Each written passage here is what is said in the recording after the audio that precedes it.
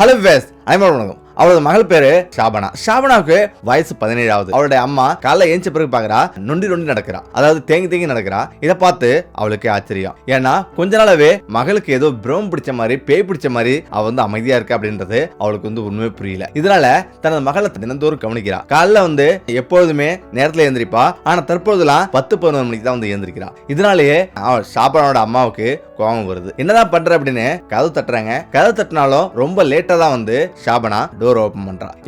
இப்போ ஒரு நாள் என்ன பண்றீங்க, இவ்வளவு நேரம் கதவு தட்டுறேன் அப்படின்னு அவன் கேக்குறாங்க. இல்லம்மா, எனக்கு தூக்கம் கொஞ்சம் அதிகமாயிடுச்சு, இரவுல தூங்குறது லேட் ஆயிடுச்சு அப்படின்னு அவன் சொல்றான். அவன் நடந்து போயிட்டு இருக்கா, தேங்கி நடக்கிறான். அவளுடைய மைத்தினி, அதாவது அவங்க அம்மாவோட மைத்தினி அங்க வரா. ரொம்ப நாளாவது சாபனா எங்க அப்படின்னு அவன் கேக்குறான். சாபனா வரும்போது தேங்கி நடக்கிறா. அதை பார்த்துட்டு சாபனா வயசு புள்ள, அவளை கண்காணிச்சுட்டே இருங்க, ஏதாவது தப்பு நடந்துற போது ஏன் இப்படி நடக்கிறா அப்படின்னு அவன் கேக்குறா. அப்படிலாம் ஒண்ணு இல்ல, எனது மகள் நல்லதான் இருக்கா, அவளுக்கு உடம்பு சரியில்லை, அதனாலதான் அவ அப்படி இருக்கு அப்படின்னு சொல்லிட்டு அவ போயிடுறா. சாபனா வீட்டுக்கு போயிடுறா. கொஞ்சம் நேரம் கழிச்சு அவ அலங்காரம் எல்லாம் பண்ணிட்டு வெளில வரா. அவ புது ட்ரெஸ் அணிஞ்சிருக்கா. அந்த ட்ரெஸ் பார்த்து சாபனோட அம்மாவுக்கு பயங்கர ஆச்சரியம். என்ன இதுவரையிலும் இது போல ஒரு ட்ரெஸ் எடுத்து கொடுக்கலையே, எப்படி இந்த ட்ரெஸ் உனக்கு வந்தது அப்படின்னு அவன் கேக்குறாங்க. இல்லம்மா, என்னோட தோழி எனக்கு அன்பளிப்பா கொடுத்தா, அந்த ட்ரெஸ் தான் இது அப்படின்னு சொல்லிட்டு அவ போயிடுறா. நாளுக்கு நாள் சாபனோட செயல்கள் எல்லாம் மாறிட்டே இருக்கு. இது அவருடைய அம்மாவை ரொம்ப சந்தேகப்படுத்துது. ஒரு நாள் வெளில போயிட்டு பள்ளிக்கு போயிட்டு வீட்டுக்கு வரா.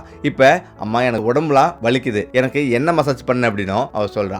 சரி அப்படின்னு என்ன மசாஜ் பண்றதுக்காக ரெடி பண்றா. என்ன மசாஜ் பண்றா, உடம்பு சரியாயிடுச்சு, என்ன விடுங்க அப்படின்னு சொல்றா.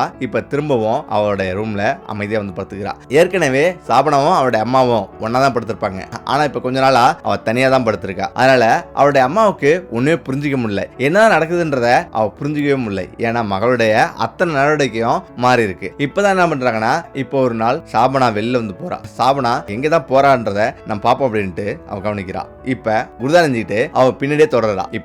அவ ஒரு ரிக்ஷா ஏறி அவ போறா. சாபனா அம்மாவுக்கு எப்படி ரிக்ஷாவுக்கு எல்லாம் காசு இருக்கு, என்னதான் பண்றா அப்படின்னு, எங்கதான் போறா அப்படின்னு பாப்போம் அப்படின்ட்டு பின்னாடி தொடர்ந்து போறா. அவ பள்ளிக்கூடத்துக்கு போல, நேரா ஏதோ ஒரு வீட்டுக்கு அவன் நுழைஞ்சு போறா. இதை கண்டு சாபனோட அம்மா அதிர்ச்சி ஆவறா. சாபனோட பள்ளிக்கூடத்துக்கு போய் அவருடைய ஆசிரியரிடம், ஹெட் மாஸ்டரிடம் கேட்கலாம் அப்படின்ட்டு அங்க போறா. ஹெட் மாஸ்டர்கிட்ட சாபனாவை பத்தி முழு விவரத்தை கேட்கிறா. இப்பதான் ஹெட் மாஸ்டர் சொல்றாங்க, இது மாதிரி கொஞ்ச நாளாவே உன்னுடைய பொண்ணு ஸ்கூலுக்கு வரதில்ல, என்னாச்சுன்னு தெரியல, கேட்கறதுக்கு உடல்நல சரியில்லைன்னு சொல்றா. ஆனா என்ன நடக்குது அப்படின்னு எங்களுக்கு எதுவும் தெரியல, உங்களுடைய பொண்ணை நீங்க கொஞ்சம் கண்காணிங்க, அதே போல நீங்க தூங்கும் போது ஒன்னாவே தூங்குங்க, வயசு பெண்ணுக்கு தனியா ரூம் தராதீங்க அப்படின்னு அவ சொல்றா. இதை கேட்டு அவளும் கொஞ்சம் அதிர்ச்சி ஆவரா. சரி என்ன நடக்குதுன்னு கவனிப்போம் அப்படின்னு நேரா வீட்டுக்கு வரா. நேரா வீட்டுக்கு சாபனா படுத்திருக்கா. அவளோட ரூம்ல ஏதாவது இருக்கான்னு செக் பண்ணுவோமே அப்படின்னு செக் பண்றா. அவளுடைய தலைவனுக்கு அடியில 5000 ரூபாய் காசு இருக்கு. இவ்வளவு காசு இவளுக்கு எப்படி வந்தது, இவளுக்கு நம்ம கூட காசு தரல அப்படின்னு அவங்க யோசிக்கிறாங்க. மறுநாள் ரொம்ப லேட்டா எழுந்திருக்கிறா. ஏமா இவ்வளவு லேட் அப்படின்னு அவ கேக்குறா. இல்லம்மா, ரொம்ப டயர்ட் ஆயிடுச்சு, அதனாலதான் லேட்டா எழுந்திருச்சு அப்படின்னு அவ சொல்றா.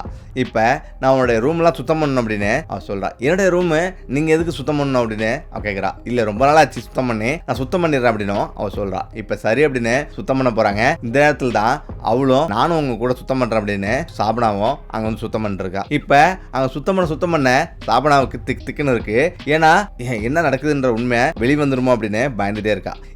திடீர்னு ஒரு கப்போர்ட் ஓபன் பண்றா. அந்த கப்போர்ட் முழுவதுமே வெறும் புது துணியா இருக்கு. அந்த துணியை பார்க்கும்போது விலை வந்த துணி, இந்த துணி நான் வாங்கியே தரலையே, இவ்வளவு துணி எங்க இருந்து வந்தது அப்படின்னு கேக்குறா. அப்பதான் சாபனா சொல்றா, அம்மா, நான் வெளியில டியூஷன் நடத்திட்டு இருக்கேன், பிள்ளைங்க எனக்கு நிறைய பணம் தந்துட்டு இருக்காங்க, அதன் மூலயமா தான் இதெல்லாம் நான் வாங்கி வச்சிருக்கேன், இதெல்லாம் ஏமா நீங்க கேக்குறீங்க அப்படின்னு அவ சொல்றா. ஆனாலும் சாபனாவுக்கு ஏதோ ஒரு விஷயம் இடிச்சுக்கிட்டே இருக்கு. என்ன நடக்குது அப்படின்றத புரிஞ்சிக்கவே முடியல. சரி அப்படின்னு வீட்டு வெளில வந்துடா.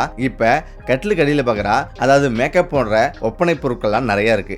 இதை கண்டு இது எதுக்கு இவ்வளவு ஒப்பனை பொருள் அப்படின்னு அவ கேக்குறா. அம்மா, ஒப்பனை பொருள்லாம் விலை ரொம்ப கம்மி தான், இதுவும் டியூஷன் நடத்தி அதுல இருந்து வாங்கினதுதான் அப்படின்னு அவ சொல்றா. ஆனா அவளுடைய அம்மாவுக்கு நாளுக்கு நாள் சந்தேகம் அதிகரிச்சுட்டே போகுது. மேலும் சாபனாவை கண்காணிச்சிட்டு இருக்கா. நான் இன்னைக்கு உங்க கூட தான் தூங்க போறேன் அப்படின்னு சொல்லிட்டு சாபனா ரூமுக்கு அவ வரா.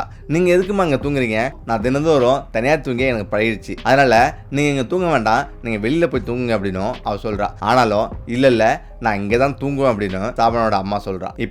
வேற வழி இல்லாம அவளும் ஒத்துக்கிறா.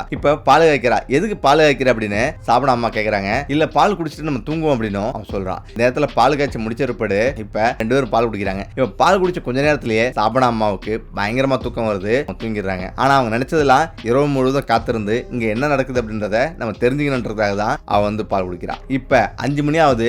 5 மணிக்கெல்லாம் எழுந்திருச்சு சாபனா மேக்கப்லாம் பண்ணிட்டு கிளம்புறா. இப்ப எழுந்திரிச்சா மணி 6 மணி ஆகுது. என்னம்மா நேரத்துல எழுந்துச்சு கிளம்பிட்டியே, ஆச்சரியமா இருக்கு அப்படின்னும் அவ சொல்றா. இல்லம்மா எனக்கு கொஞ்சம் வெளில வேலை இருக்கு, நான் உடனடியாக போகணும் அப்படின்னும் அவ சொல்றா. இப்ப இவளுக்கு எதுவும் புரியல. சரி என்ன நடக்குது அப்படின்னு திரும்பவும் கவனிக்கணும் அப்படின்னு அவ நினைச்சிட்டு இருக்கா. இப்ப அவளும் மேக்கப் எல்லாம் போட்டு வீட்டு வெளியே போயிடுறா. இப்ப சாபனா மேல ஒரே சந்தேகம். இங்க என்ன நடக்குதுன்றத அவளால புரிஞ்சிக்கவே முடியல. ஒரு பக்கம் பல பேரும் பல விதமா பேசுறாங்க. இப்ப அவளுடைய மைத்தினி என்ன சொல்றானா, இது போல உன்னுடைய பொண்ணு பார்த்தா திருமணமான பொண்ணு எப்படி நடந்துப்பாங்களோ அதே போலதான் நடந்துக்கிறா, அவன் மேல எனக்கு சந்தேகமா இருக்கு அப்படின்னும் அவ சொல்றா. இதை கேட்டு மேலும் குழப்பத்துக்கு இருந்து ஆளாவரா. தனது மகள்கிட்ட நேரடியே எதுவும் கேட்க முடியாம அவ தவிக்கிறா. இப்ப கொஞ்ச நேரம் ஆகுது. இப்ப திரும்பவும் சாபனாவுடைய மைத்தினி அங்க வதா.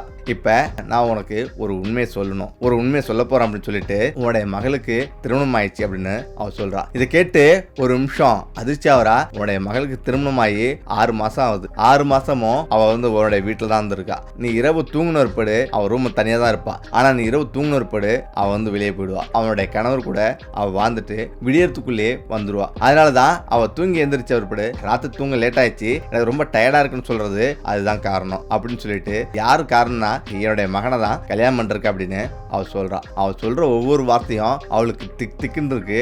இப்ப கரப்பட்டுருச்சு. இந்த விஷயம் வெளியே தெரிஞ்சா பெரிய பிரச்சனை, அதனால இவங்களுக்கு கல்யாணம் பண்ணி வச்சிரும் அப்படின்னு அவங்களும் சொல்றாங்க.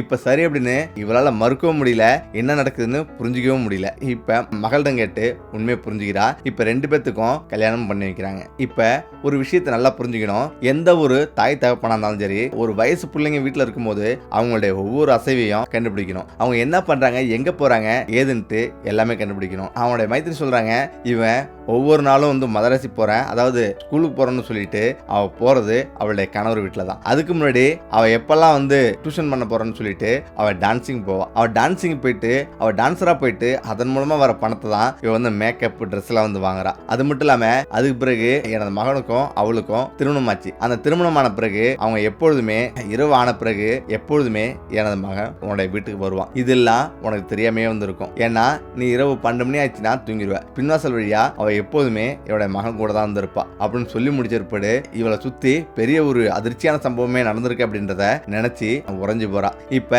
வேற வழி இல்லாம அவங்க 2 பேத்துக்கும் திருமணம் செஞ்சு வைக்கிறாங்க. இதே போல ஒவ்வொரு பெற்றோர்களும் எப்போதுமே எச்சரிக்கையா இருக்கணும். அப்படி இல்லைன்னா நம்மளை சுத்தி நமக்கு தெரியாம பல விஷயங்கள் நடந்திருக்கணும். அதுவும் பெற்ற பிள்ளைங்க கூட மனம் விட்டு பேசணும். என்ன நடக்குது ஏது நடக்குது அப்படின்னு ரொம்ப அமைதியா, எந்த பிள்ளைகளுக்கும் ஒரு மாற்றம் நடந்ததுன்னா ரொம்ப அமைதியா இருந்தாங்கன்னா அதுக்கு பின்னாடி ஏதோ ஒரு விஷயம் இருக்குன்னு அர்த்தம். அதனால ஒவ்வொரு விஷயத்தையும் என்ன நடக்குதுன்றதை கேட்டு அவங்களுடைய பிரச்சனையை புரிஞ்சுக்கிறது தான் எல்லாத்துக்குமே தீர்வு கிடைக்கும். ஓகே, இந்த விட பிரச்சனைங்கிறேன்.